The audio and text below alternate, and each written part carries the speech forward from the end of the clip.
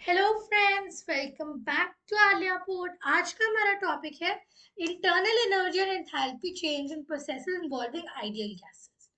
देखिए, तो हम देखेंगे कि जिन प्रोसेस में आइडियल गैसेस इन्वॉल्व हो रही हैं, आइडियल गैसेस क्या होती हैं, जिनमें हम मानते हैं कि जो इंटरमॉलिक्यूलर फोर्स ऑफ अट्रैक्शन है वो जीरो है और उन पे ये formula PV equal to nRT apply करता है। वो होती है आपकी आइडियल गैस या टिपिकल गैस, कई बार इसे कहते हैं। तो आइडियल गैस में एंथैल्पी चेंज, ऐसे प्रोसेस जिसमें आइडियल गैस इफेक्ट हो रही है, उसमें सबसे पहले तो एंथैल्पी चेंज, मतलब जो हीट इन्वॉल्व हो रही है किसी भी प्रोसेस में, कितनी हीट अब्सॉर्ब या रिलीज हो रही है, that is your enthalpy change. Internal energy मतलब अंदर कितनी स्टोर हो रही है। अब देखिए, पहला केस तो हम देखेंगे reversible isothermal process, right. Reversible isothermal process, isothermal मतलब इस प्रोसेस में जो चेंज इन टेम्परेचर है वो जीरो आएगा, temperature all throughout the process same रहेगा। रिवर्सिबल का क्या, जो इनिशियल स्टेट थी उससे फाइनल स्टेट बन सकती है, फाइनल से इनिशियल भी बन सकती है, राइट। तो मान लो हमने एक सिलेंडर लिया, ठीक है, ये इस सिलेंडर में मैंने पिस्टन लगा दिया यहाँ पे, राइट। अच्छा, ये जो पिस्टन है इसे थोड़ा सा नीचे मैं कर दे, मैं इसे यहाँ ले आई इंस्टेड ऑफ वहां, कितना डिस्टेंस dx, इससे प्रेशर में बहुत छोटा चेंज आया। तो final pressure is initial pressure plus minus छोटा सा चेंज आया था dp, right. Final pressure is equal to initial pressure plus minus dp। अच्छा, हमें पता है कि अगर ये एक आइडियल गैस है तो ये क्या होगा, N R T by V, और डी डब्ल्यू क्या होगा, माइनस पी डी वी। अच्छा, ये पी है, इसे यहां डाल दो, मतलब minus N R T by V times d V, मतलब minus N R T final volume initial volume, integrate किया 1/v को dv से, मतलब minus N R T L n V final by V initial. ये जो value आएगी ये आएगी आपके वर्क डन की, minus N R T L n V final upon V initial. ये केस किस चीज के लिए है, reversible isothermal, reversible isothermal process के, राइट। तो राइट, जैसे अगर एग्जाम देखो, ये है final pressure initial pressure, right. Final pressure initial pressure, actually नहीं, यहाँ इनिशियल अज्यूम करो, यहाँ फाइनल अज्यूम करो, वॉल्यूम यहाँ इनिशियल यहाँ फाइनल। तो जो ग्राफ बनेगा इस स्टेट से हमने शुरू किया था और हम इस स्टेट पे आ गए, मतलब ये चीज है, तो इसके नीचे का एरिया कितना है, ये सारा का सारा एरिया, राइट।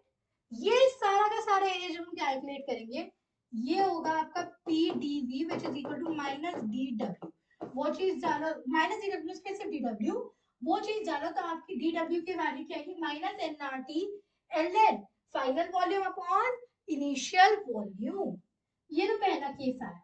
दूसरा केस देखिए, इरिवर्सिबल आइसोथर्मल प्रोसेस। तो ये क्या है, इरिवर्सिबल है, मतलब एक बार इनिशियल से फाइनल स्टेट बन गई तो बन गई, फाइनल से दोबारा इनिशियल स्टेट नहीं बना सकते, राइट। आइसोथर्मल मतलब once again all throughout the process जो टेम्परेचर है वो कांस्टेंट रहेगा।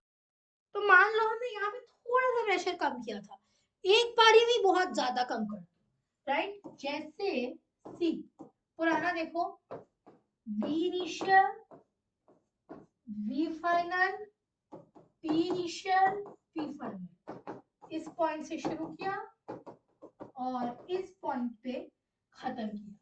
ये अब अगर ये इरिवर्सिबल प्रोसेस है, सडनली यहाँ से आ गया, मतलब ये वाला एरिया ज्यादा काउंट नहीं करेगा।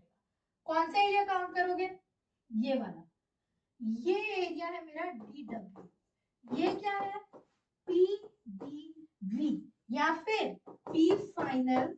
रेक्टेंगल है ये, देखो रेक्टेंगल में ये कितनी लेंथ है? P final.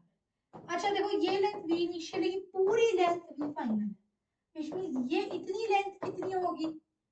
V final minus V initial, P final times V final minus V initial. अच्छा माइनस पी डी भी होता है तो यहाँ माइनस, मतलब D W equal to minus P final V final minus V initial. ये है कौन से प्रोसेस के लिए? इरिवर्सिबल आइसोथर्मिक प्रोसेस के लिए। अच्छा अब मान लो मल्टीपल स्टेप्स वाला केस देखते हैं। मल्टीपल स्टेप्स, जैसे देखो अभी हमने क्या किया था अब तक, अगर हमें प्रेशर P इनिशियल से P फाइनल जाना था, ठीक है, सीधा P इनिशियल से P फाइनल चले। अब हम यहाँ क्या करेंगे?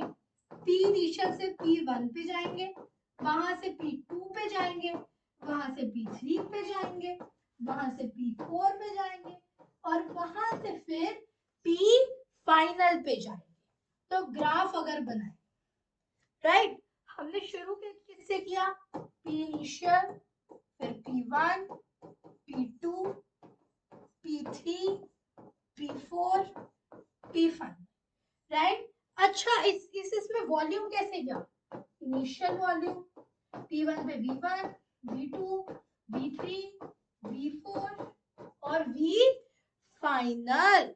तो ग्राफ अगर बनाए, यहां से शुरू किया इस पॉइंट से, उसके बाद वहां से हम यहां गए, यहां से हम यहां गए, यहां से हम यहां गए, ओ सॉरी यहां से यहां गए, यहां से यहां गए, यहां से यहां गए। तो ये आएगा आपका कुछ ऐसा,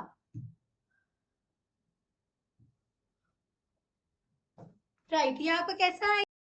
right, I am so sorry मैं सेटिंग करेगी। तो अगर हम ग्राफ बनाए, हमने इनिशियल प्रेशर पी आई से शुरू किया, वहां से P1 पे लेके गए, P2 पे लेके गए, P3 पे लेके गए, P4 पे लेके गए, P4 से ऑटोमेटिक फाइनल PF पे। अब इस सब में पहले PI पे इनिशियल वॉल्यूम VI था, फिर जब P1 प्रेशर है तो V1 वॉल्यूम हो गया, V2 हो गया, V3 हो गया, V4 हो गया, और फाइनली V5। ग्राफ प्लॉट करते हैं, VI PI, right, V1 P1, V2 P2, V3 P3, P4 V4, PF VF। Graph बनाएंगे, कुछ ऐसा ग्राफ बनेगा आपका, राइट। तो उसमें एरिया देखो, ये एरिया, ये बेसिकली ये सारा एरिया हमारा कवर हो जाएगा इस ग्राफ में कहीं ना कहीं। ये जितना भी एरिया है, this is your magnitude of reversible work. ये जितना भी एरिया है ये होगा वर्क डन, जो Pi से P1, P1 से P2, P2 से P3, P3 से P4 और P4 से PF जाने में जो टोटल रिवर्सिबल वर्क डन हुआ, ये सारा एरिया वो रिप्रेजेंट करेगा। अगर यही चीज हम इरिवर्सिबली करते तो जो वर्क डन इरिवर्सिबली होता और वर्क डन रिवर्सिबली होता, इसका अगर हम कंपैरिजन करते तो रिवर्सिबल का ज्यादा होगा इस तरीके से, इंस्टेड ऑफ सीधा पीआई से पीएफ ले जाने में। रीजन बीइंग पहले पीआई से पी1 जाने में वर्क डन हुआ, फिर पी1 से पी2 जाने में अलग हुआ, पी2 से पी3 जाने में अलग हुआ, पी3 से पी4 जाने में अलग हुआ, पी4 से पी फाइनल जाने में अलग हुआ। इन सब का सम जो है वो ज्यादा होगा, या फिर सीधा पी इनिशियल से पी फाइनल जाए तो ऑब्वियसली इन सब का सम ज्यादा बड़ा होगा, क्योंकि इनकी अपनी हर पीआई से हर ट्रांसफर की Py से P1, P1 से P2 हर इसकी अलग एक्टिवेशन एनर्जी है, तो जो टोटल वर्क डन होगा वो ज्यादा होगा कंपेयर टू अगर सीधा P इनिशियल से P फाइनल ले जाते हैं। इसीलिए जो रिवर्सिबल वर्क डन है उसका मैग्नीट्यूड ज्यादा है इरिवर्सिबल वर्क डन से। जैसे जैसे मेरे नंबर ऑफ स्टेप्स बढ़ते जाएंगे ये दोनों क्वांटिटीज पास आती जाएंगी, और जब when number of steps tend to infinity, इसका साइन क्या होता है, टेंड टू इंफिनिटी, एक तो तब irreversible work done equal to reversible work done, right. अच्छा ये तो चीज आ गई अगर मल्टीपल स्टेप्स में किया तब work done reversible reversible same है, इसमें भी वही माइनस पीडीवी वाला प्रोसेस लग जाएगा। अच्छा चौथी चीज जो आती है दैट इज अगर आइडियल गैस की आप फ्री एक्सपेंशन करो, मतलब गैस को आपने फ्रीली एक्सपैंड होने दिया, फ्री एक्सपेंशन में जो आपका वर्क डन है वो 0 होता है। अच्छा ऐसा क्यों होता है, इस प्रोसेस में ideal gas does not lose energy, ये कोई भी एनर्जी आइडियल गैस लूज नहीं करती फ्री एक्सपेंशन में, और इसीलिए जो टेम्परेचर है वो भी सेम रहता है, temperature same, that is delta T is equal to 0, right. अगर लेकिन अगर रियल गैस की बात करें, रियल गैस में डेल्टा टी अनइक्वल टू 0 होगा और वर्क डन भी अनइक्वल टू 0 होगा, क्योंकि जब आप रियल गैस को एक्सपैंड होने दोगे फ्रीली तो उसका टेम्परेचर या तो हीट हो जाएगी या फिर वो कूल हो जाएगी depending on initial temperature, right. अच्छा उससे मुझे याद आया द टेम्परेचर एट विच, अच्छा ये किस चीज की डेफिनेशन हम देख रहे हैं, इन्वर्जन टेम्परेचर की, the temperature at which a gas heats up upon expansion is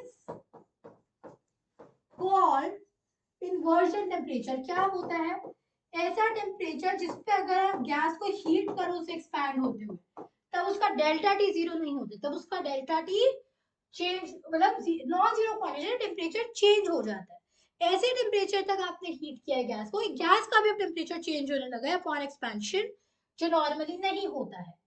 इस टेम्परेचर को जिस तक हमने गैस को हीट किया है इसे हम कहते हैं इन्वर्जन टेम्परेचर, इसे हम टी आई भी लिखते हैं। एक तरीके से inversion temperature is the maximum temperature till which a gas expands. अच्छा ये तो हमने देख ली फ्री एक्सपेंशन, फिर बात आती है आपकी स्टॉपर्ड एक्सपेंशन। यहाँ पे क्या है, जब आपने एक्सपैंड किया है, स्टॉपर्ड का क्या मतलब है, स्टॉपर्ड लगा दिया मतलब एक आपने वॉल्यूम और प्रेशर वॉल्यूम स्पेसिफाई कर दिया कि जो गैस आपकी एक्सपैंड होगी वो इतने स्पेसिफिक वॉल्यूम में ही एक्सपैंड हो सकती है, इससे बाहर नहीं जा सकती है।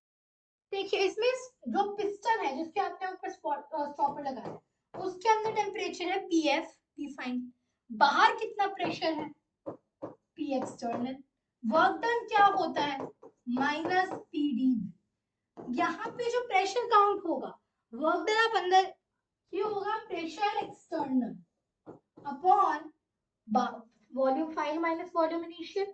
जब आपने प्रोसेस शुरू किया था तो फिर उसकी वॉल्यूम कितनी थी, जितनी बाहर वॉल्यूम, बाहर जितना था उस हिसाब से देखो, तो N R T upon P external minus final N R T upon P final, right.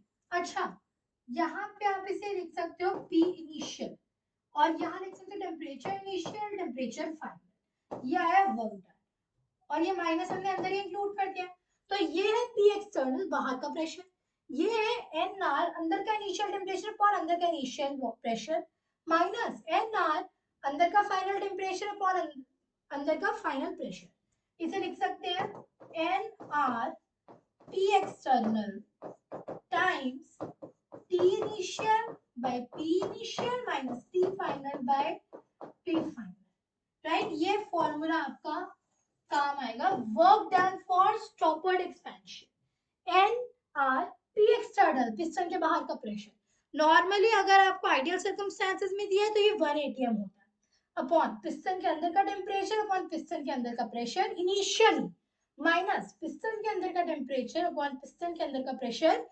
Final expansion के बाद। ये जो चीज है this counts as irreversible expansion, right? क्यों? एक बार हो गया तो हो गया, एक बार एक्सपैंड हो गई गैस तो हो गई। अच्छा, एक और चीज आती है रिवर्सिबल एडियाबैटिक प्रोसेस। रिवर्सल हमें पता है इनिशियल से फाइनल स्टेट बन सकती है, फाइनल से इनिशियल भी बनती है। एडियाबैटिक में क्या होता है, सिस्टम और सराउंडिंग्स में कोई हीट एक्सचेंज नहीं होता, एक तरीके से ये आइसोथर्मल की तरह ही है। जैसे इसमें भी जो डेल्टा टी रहता है, डेल्टा टी इक्वल टू 0 होगा।